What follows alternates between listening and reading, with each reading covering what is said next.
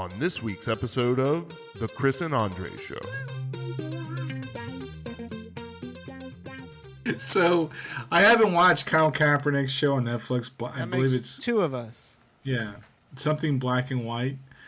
But yo, people are coming at dude. And the thing my wife watched it. She said I gotta watch it, and I'm like, yeah, I do, but I have other stuff going on. I was also told about the Wu-Tang joint on Hulu by my other dude in my circle. And I'm like, yeah, and I'm like totally like, yeah, I'm gonna watch it. I'm like, yeah, when I get like whittled down my list. Yeah. But he's catching a lot of heat because he's saying that the NFL draft is akin to slaves being sold on the slave block. No shit. Like, who's actually arguing with this? It's literally the same thing.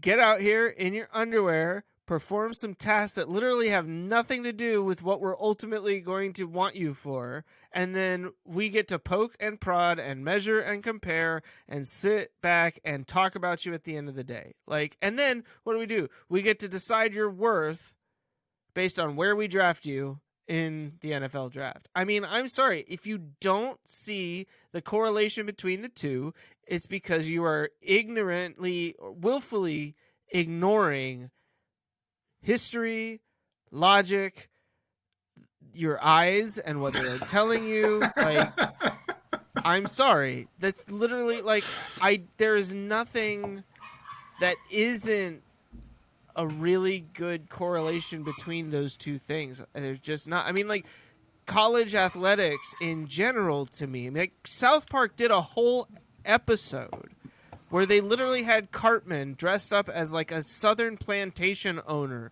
going into the local like university and talking about, so how do you get away with all of this? And they're like, well, we call them student athletes. And they're like, oh, I like that. Student athletes, like, because it's the whole thing is just, it is another way to exploit a predominantly non-white workforce. Like, I mean, college athletics in particular, where you're not getting paid, I'm super right? glad you said that. You know why I really don't watch the draft? Because of that? Because of that. I'm so glad I was spot on. I was like 12 years old, and I was watching my first NFL draft, and I think my dad was there, and I felt so uneasy about it. And when I was like 15, like, he was like, yeah, let's watch the draft, and I was like, all right, and I didn't want to do it. And I was like, oh, I got homework to do. You know why? And I'm 45. So 12 for me is a long time ago. I applaud Colin Kaepernick for saying that's why. I'll just tell you, like, and forget the naysayers. Sure, they get to, and the people's arguments are like, but they get to become millionaires. Yeah. Are you? Okay. If a man gains the world, but and he loses his soul, what has he gained? Right? Yeah. I'm not okay with that. I just can't decide. Like, I was like 12, maybe 11. I was fairly young, but I've never like watching the draft just because of that. It is a slave auction. Yeah.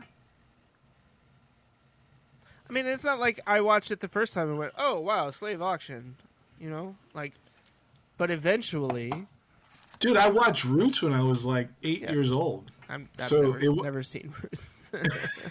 Man, you don't have a black card. But I'm saying, like, for me, it's like I watched Roots. So my first time watching the draft, that's what I felt. And I've never watched it since. And for anybody to say, well, you don't understand, they get to be millionaires. That's not important to me. It's like, tell me how that's different from like a slave auction. Well, there's white players there also.